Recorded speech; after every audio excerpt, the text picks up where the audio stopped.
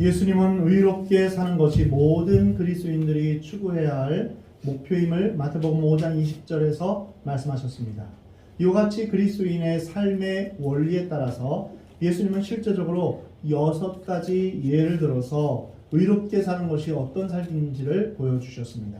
살인, 간음, 결혼, 맹세, 보복하는 일, 원수 갚는 일에 관한 문제를 말씀하셨습니다. 먼저 살인에 대한 그리스도인의 태도는 무엇일까요? 오늘 본문 21절, 22절 말씀입니다. 옛사람에게 말한 바 살인하지 말라. 누구든지 살인하면 심판을 받게 되리라 하였다는 것을 너희가 들었으나 나는 너희에게 이르노니 형제에게 노하는 자마다 심판을 받게 되고 형제를 나가라 하는 자는 공회에 잡혀가게 되고 미련한 놈이라 하는 자는 지옥불에 들어가게 되리라. 죄를 지은 인간의 최초의 행동은 살인이었습니다. 창세기 4장은 가인이 그의 동생 아벨을 죽인 사건입니다. 살인은 죄의 열매요 죄의 결과입니다. 가인 이후의 살인은 오늘날까지 계속되어 왔습니다. 게다가 자살과 모든 사람이 침묵하는 살인인 낙태까지 합하면 그 숫자는 엄청날 것입니다. 그래서 성경은 살인하지 말라라고 하나님의 율법으로 명령하셨습니다. 그러나 죄가 있는 곳에는 살인이 있습니다. 지금도 인간 깊은 마음 가운데 살인이 뱀의 머리처럼 도사리고 있습니다. 그래서 다른 사람을 향하여서 죽이고 싶다 이런 마음이 드는가 하면 아니면 죽고 싶다 하는 자살에 대한 충동이 우리 인간 마음 가운데 자리 잡고 있는 것입니다. 오늘날 신문과 TV 뉴스를 통해서 우리에게 들리는 사건의 주제도 살인입니다. 유명한 소설과 영화의 주제도 살인이 많습니다. 바리새인과 서기관들도 살인하지 말라 하는 하나님의 말씀을 그대로 믿고 순종한 사람들이었습니다. 그러나 문제는 예수님이 살인에 대한 그들의 생각이 전적으로 잘못되었다라고 말씀하신 것입니다. 무엇이 잘못되었을까요? 오늘 본문 21절 말씀에 옛사람에게 말한 바 살인하지 말라. 누구든지 살인하면 심판을 받게 되리라 하였다는 것을 너희가 들었으나, 이 말씀은 출애굽기 20장, 신명기 5장에 나타난 10계명에 살인하지 말라라는 그 뜻이 아닙니다. 본문에서 옛사람에게 말한 바, 또 너희가 들었으나, 이것은 하나님의 말씀 그대로가 아니라 바리새인과 서기관들의 해석을 거쳐서 말씀과 전통이 섞인 것을 가르쳤다는 것입니다. 여기에 문제가 있고 잘못된 결과를 낳게 된 이유가 있습니다. 이후로 예수님이 6가지 예를 들어 말씀하셨는데 모두 바리새인과 서기관들이 말하는 전통을 가리킵니다. 이것은 마치 종교개혁 이전에 카톨릭 사제들이 성경을 이해할 수 없는 라틴어로 사람들에게 읽어주었을 때와 같습니다. 그래서 사람들은 하나님의 말씀을 전혀 알아들을 수 없었고 성경 말씀의 본뜻보다는 로마 카톨릭의 전통적인 해석을 하나님의 말씀으로 믿고 따르게 되었습니다. 예를 들어 구원받기 위해서는 영성체를 꼭 해야 되며 성모 마리아를 믿어야 하며 카톨릭을 떠나서는 구원이 없고 또한 교황의 절대 권위를 믿어야 한다. 타락한 중세 때는 성당을 짓기 위해서 심지어 죽은 자의 영혼을 구원시킬 수 있다는 면죄부를 판매하게 되었던 것도 이러한 전통에 의한 해석의 결과였습니다. 요즘 카톨릭은 바티칸 이 공의회 이후에 각 나라 말로 강론하고 읽고 연구하게 하는데 이것은 놀라운 발전입니다. 그러나 아직도 성경 자체의 권위보다는 전통의 권위를 중요시하는 것, 이것이 참으로 불행한 일입니다. 이제 130년이 지난 한국 교회도 말씀과 함께 전통과 습관이 생기기 시작했습니다.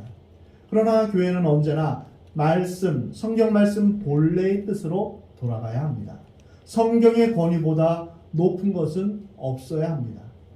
이것이 개혁입니다. 언제나 성경 말씀이 최우선이 되어야 됩니다. 여러분이 주일마다 설교를 통해 설교 말씀을 듣지만 그것으로는 불충분합니다. 목사의 설교가 아무리 좋다고 해도 여러분이 성경을 개인적으로 깊이 읽거나 묵상하는 시간이 필요합니다.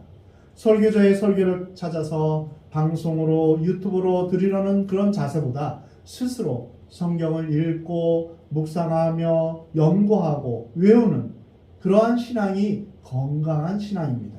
그래야만 성경의 본뜻을 깨달아 알 수 있는 것입니다. 우리 스스로 매일 큐티를 해야 하는 이유가 바로 여기에 있습니다.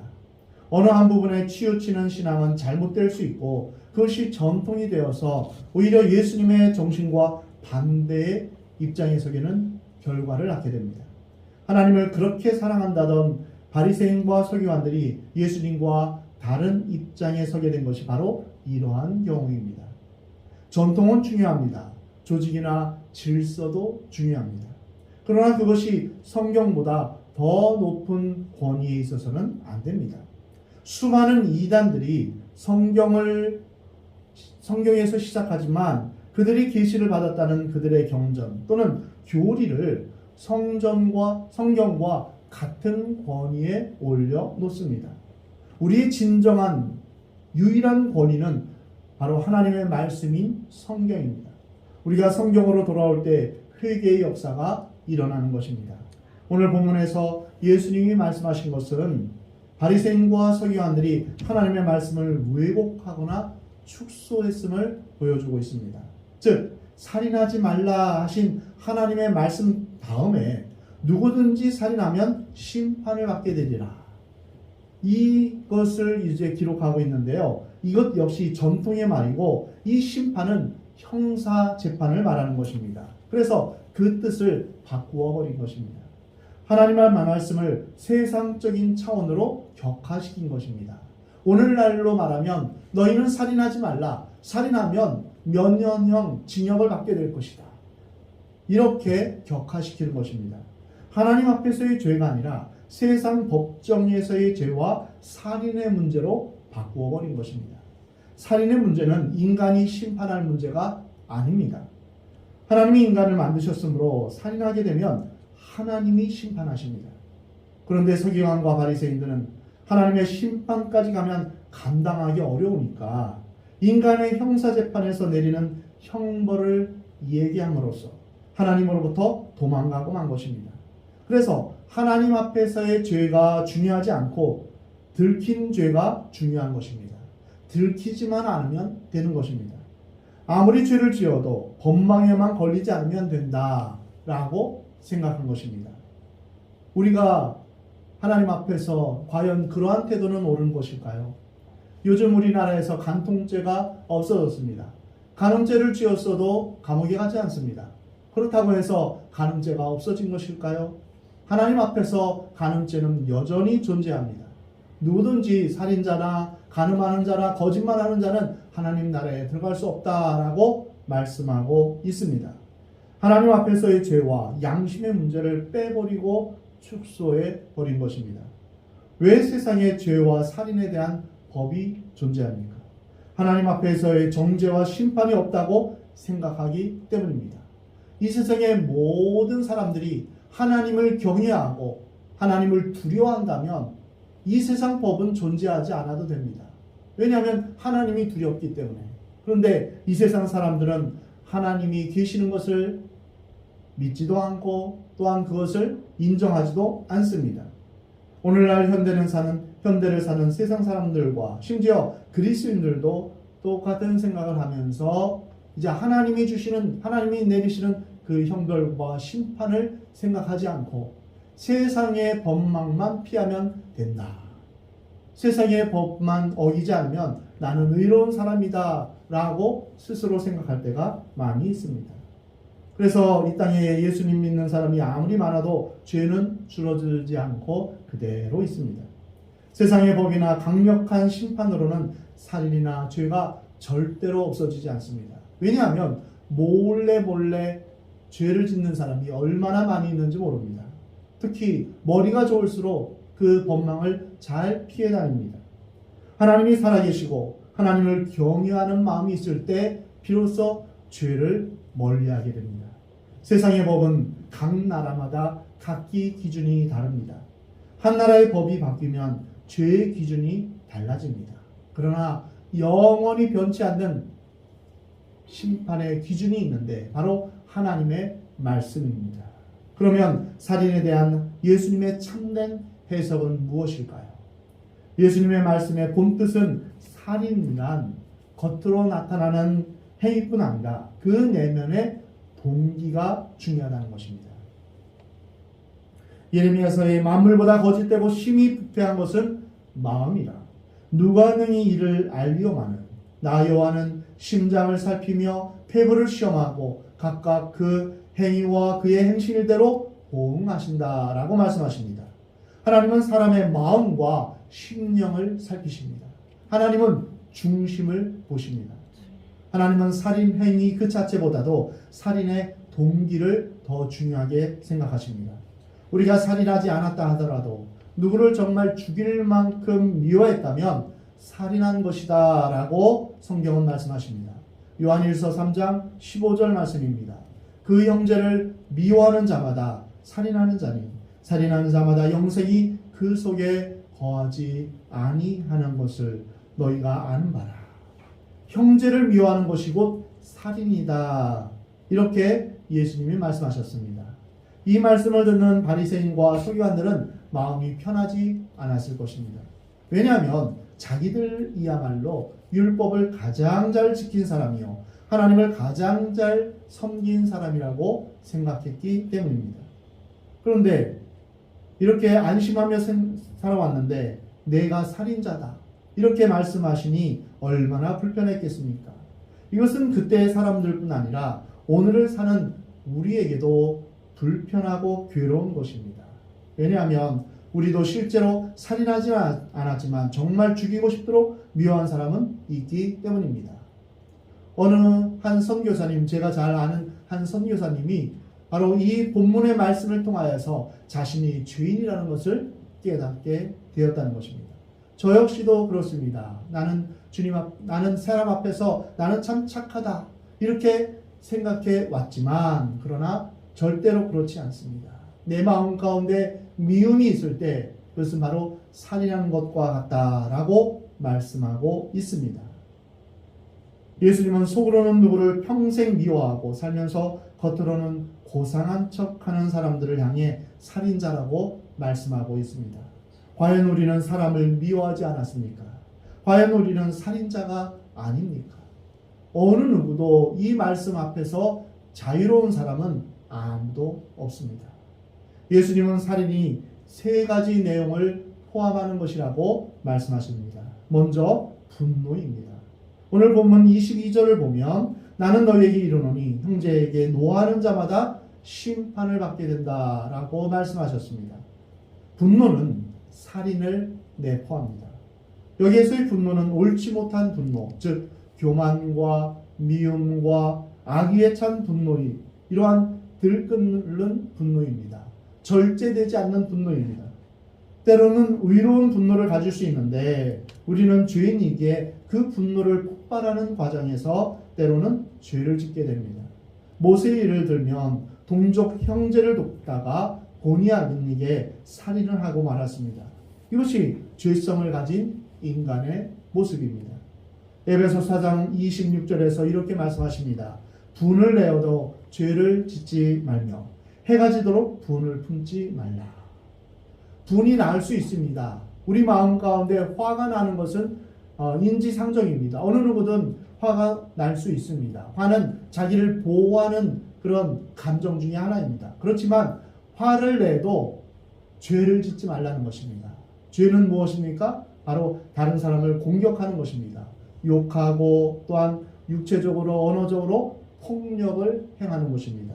또한 화를 내므로 인하여서 이제 죄를 짓게 되는 것입니다. 미워하는 것입니다. 이 분을 내어도 해가 지도록 그 분을 품지 말라라고 말씀하십니다. 사소한 분노를 품지 마십시오. 그 분노를 갖고 있으면 마음에 쌓아놓고 있으면 죄가 죄를 낳고 분노가 분노를 낳게 됩니다. 작은 분노가 쌓이면 분노하는 체질이 됩니다. 공연히 화를 내고 소리 지르고 살기 등등한 눈으로 사람을 보게 됩니다. 그런 사람의 눈에는 핏발이 서고 무서운 사람이 되고 마지막엔 다른 사람도 죽이고 자기도 죽이는 상황에 들어가게 됩니다. 그래서 다른 사람을 죽이는 것, 이것도 역시 죄이며 자살도 역시 죄입니다. 근데 자살은 스스로 이제 하나님 앞에서 용서를 구하는 시간이 없기 때문에 하나님 앞에서 용서를 구할 방법이 없습니다. 그래서 우리는 다른 사람을 죽이거나 자신을 죽이는 이러한 일에 대해서 우리는 하나님 앞에서 조심해야 됩니다. 우리는 그래서 분노를 폭발하기보다는 하나님의 공의를 믿어야 됩니다. 하나님의 심판을 믿어야 됩니다. 그리고 예수님의 마음으로 빛으로 소금으로 살기를 힘써야 합니다. 온유하고 겸손하신 예수님의 마음을 품기를 우리는 기도해야 됩니다. 성령 충만하며 살기를 기도해야 됩니다. 그때 우리는 우리의 분노를 다스릴 수 있는 것입니다. 두 번째는 이 분노 다음에 욕하는 자가 살인을 부릅니다. 오늘 본문 22절 중반절에 보면 나는 너희에게 이르노니 형제에게 노하는 자마다 심판을 받게 되고 형제를 향하여 나가라 하는 자는 공회에 잡혀가게 된다라고 말씀하십니다. 여기에서 라가라는 말은 라카라는 말로 남을 경멸하고 멸시하는 히브리인의 욕설입니다. 쓸데없는 놈, 머리가 텅 비어버린 놈, 이런 뜻입니다. 분노가 있으면 그 다음 단계로 욕이 나옵니다. 욕도 역시 살인을 내포하고 있습니다. 시편 140편 3절에 다윗은 뱀같이 그 혀를 날카롭게 하니 그 입술 아래에는 독사의 독이 있나이다. 어떤 사람은 똑같은 말이라도 다른 사람의 심장을 갈기갈기 찢어놓는 그런 날카로운 말을 합니다. 보통 말을 그렇게 하면 아주 무섭고 날카로운 사람이 됩니다.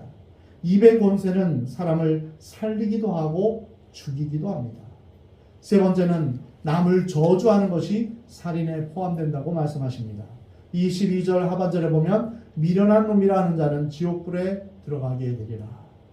예수님은 다른 사람을 미련한 놈이라고 욕하고 저주하는 사람은 지옥불에 들어가게 된다고 말씀하십니다. 마음속으로 그런 생각을 하든 겉으로 표현하든 마찬가지입니다. 이와 같이 분노는 살인 뒤에 숨어있는 죄입니다. 분노를 가진 사람이 퍼붓는 말이 욕입니다. 그리고 욕을 계속하면 남을 정죄하고 무시하고 경멸하는 성격이 형성됩니다. 예수님은 이 모든 것이 살인의 성격을 가졌다고 말씀하십니다. 남을 깔보거나 무시하는 태도를 갖지 마십시오. 예수님은 우리에게 제자들의 발을 씻어주시는 그러한 본을 보여주셨습니다. 남을 죽이고 싶은 만큼 분노를 푸는 일이 있으십니까? 잘 참아오다가 어느 한순간 남의 심장을 도려내고 영혼을 질식시키는 무서운 욕을 거침없이 한 일이 있습니까? 더 나아가 남을 깔보고 멸시하는 태도를 가지고 계십니까? 회개하십시오. 남의 생명을 죽이는 것만이 살인이 아닙니다. 이 모든 것이 살인의 범주에 들어가는 것입니다. 베드로 사도는 예수님에 대해서 이렇게 표현했습니다. 그는 죄를 범하지 아니하시고 그 입에 거짓도 없으시며 욕을 당하시되 맞대어 욕하지 아니하시고 고난을 당하시되 위협하지 아니하시고 오직 공의로 심판하시는 이에게 부탁하셨다라고 말씀하십니다. 욕을 당하셨지만 맞대어 욕하지 않으셨습니다.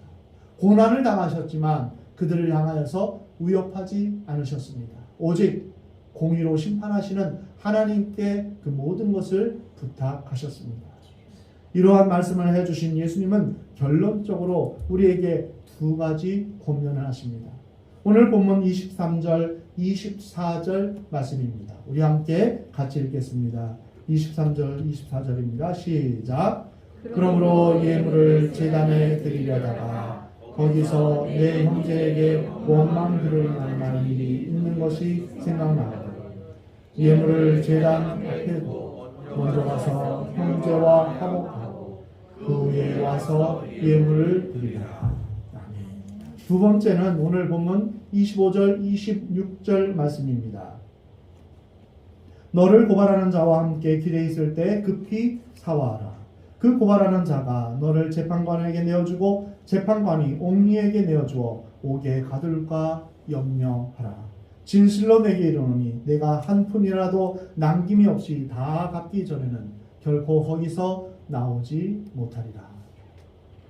이것은 분노와 욕과 남을 멸시하는 태도를 가진 사람에게 예수님이 주시는 해결 방법입니다. 앞부분은 대상이 교회의 형제입니다. 뒷부분은 그 대상이 세상이고 원수들입니다.